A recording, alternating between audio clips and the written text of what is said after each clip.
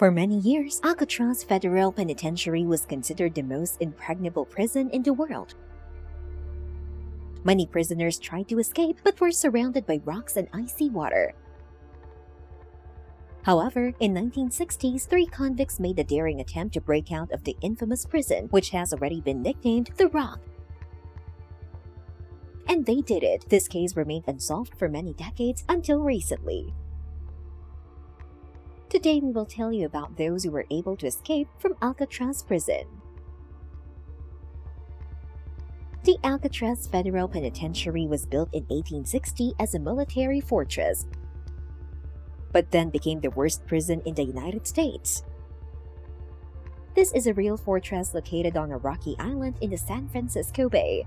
It is surrounded on all sides by icy water and yellow rocks. For 29 years, from 1934 to 1963, Alcatraz was a federal prison.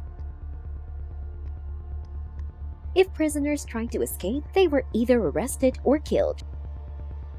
But on June 11, 1962, 3 prisoners mysteriously disappeared. Frank Lee Morris, an unusually intelligent career criminal, was born in Washington, D.C. on September 1, 1926. Orphaned at a young age, he spent most of his life in foster homes. At the age of 13, he began a life of crime and was arrested and convicted of numerous crimes ranging from drug distribution to armed robbery in 1960. Morris was caught committing a burglary and sent to Alcatraz. Morris's cellmates Alfred and John Clarence were born to a family of 13 children in Donaldsonville, Georgia in 1930. Their parents were seasonal agricultural workers who moved to the United States. They began robbing banks and other institutions in the early 1950s. They were eventually arrested and transferred to Alcatraz in 1960. A 4th accomplice, Alan Clayton West, was convicted of theft in 1955. But after a failed attempt to hide in Florida, he was transferred to Alcatraz in 1957. Alan was the only conspirator who did not participate in the actual escape because he was unable to complete the removal of the rivets from the grill in his cell. Frank Morris spent several months coming up with a plan. They dug their way through the ventilation shafts, then everything was ready. The prisoners escaped in the middle of the night and made their way to the bay, from where they sailed away in a boat. Security guards conducted night checks through the cell blocks. Morris and his associates made mannequins of their heads out of soap, toilet paper, semolina, and hair from the barbershop floor. They then folded their clothes under a blanket to create the illusion of being in the cell. A few months before the escape of the 4 convicts, they used the music hour and quietly dug air vents into the cells. They used everything they could find: songs, spoons from the dining room, even a homemade drill made from a vacuum cleaner motor. When the prisoners left their cells, there was a problem. Alan West couldn't slip through the hole in the cell wall. The others, not wanting to wait, decided that this was their only chance, and they left him. Although Alan admitted his involvement in the escape, he never gave away the entire plan of his accomplices and took his secret with him to the grave. From the service corridor, Morris and company climbed the ventilation shaft to the roof. A loud crash echoed throughout the prison as they broke out of the mine. But the guards decided to ignore it. Freedom was near. All of them had to climb 12 meters of barbed wire around the perimeter of the fence. The prisoners managed to amass a considerable amount of stolen and transferred materials, including more than 50 raincoats, which they turned into improvised life jackets. They made wooden oars, and in 10 hours, the raft was near the northeast coast. When the escape was finally discovered the next morning, it was the beginning of an extensive search. The guards were ordered to go out into the bay and search the entire island of Alcatraz. From there, they headed to the nearby Angel Island. The search was unsuccessful. During the first 24 hours, the search for the missing criminals were unsuccessful. Authorities found no bodies, no boat, nothing. the jailers thought they might have headed for the waters of the Pacific Ocean. A massive search began by air, sea, and land, involving several military and law enforcement agencies. The operation lasted 10 days. 4 days after the escape, the Coast Guard found an oar floating 200 meters off Angel Island. On the same day, in approximately the same place, police found a wallet wrapped in plastic. It contained names, addresses, and photos of contacts. On June 21, after finding the torn raincoats on Angel Island, the Coast Guard and bailiffs stepped up their investigation.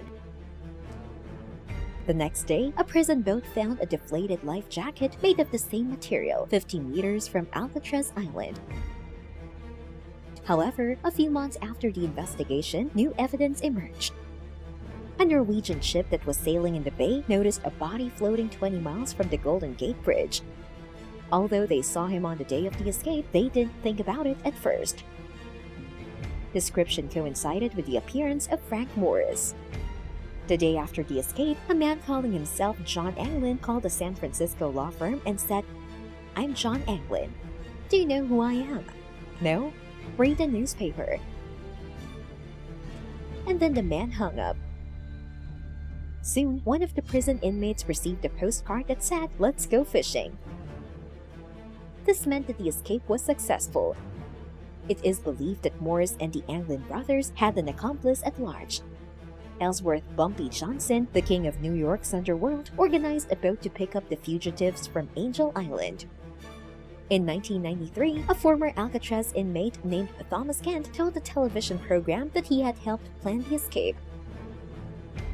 According to him, Clarence Anglin had a girlfriend who agreed to meet them and take them to Mexico. At the same time, Anglin's and Morris's relatives have repeatedly stated that the escapees called and sent them postcards. John's sister, Clarence Anglin, claimed all her life that they managed to escape to Mexico. But the FBI was skeptical of her stories. Until 2013, when the Bureau received a handwritten letter signed by John Anglin. "My name is John Anglin. I escaped from Alcatraz in June 1962 with my brother Clarence and Frank Morris. I'm 83 years old and in bad shape. I have cancer. Yes, we all managed to escape that night. But we barely survived. Frank died in October 2005. His grave is located in Alexandria. There's a different name on the plate. My brother died in 2011. If you announce on TV that you promise to send me to prison for no more than a year and provide me with treatment, I will write to you again and tell you exactly where I am. This is not a joke. Everything is real and honest." The FBI waited 5 years before releasing the letter because agents had reasonable doubts about its authenticity. However, the case was reopened, and now the authorities are officially looking for John Anglin. In 2015, a friend of the Anglin family posted a picture that was taken in Brazil 13 years after the escape. He claimed that the photo showed the brothers John and Clarence. But it was impossible to prove his words, so the police patted the shoulder of a conscious citizen and forgot about the photo. The photo that, according to a friend of the Anglin family, shows the fugitive brothers.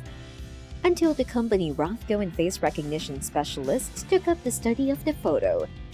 Experts use a neural network that creates a unique mathematical fingerprint of someone's face, and then compares the result with other samples.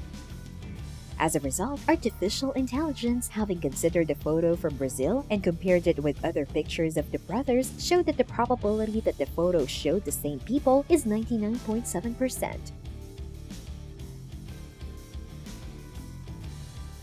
It seems that the Anglin brothers were the only ones who managed to escape from the most secure prison. Thank you for watching, friends. If you liked the video, you can put a like or dislike. If you didn't like, express your opinion about it. We do not say goodbye. See you soon. Bye-bye.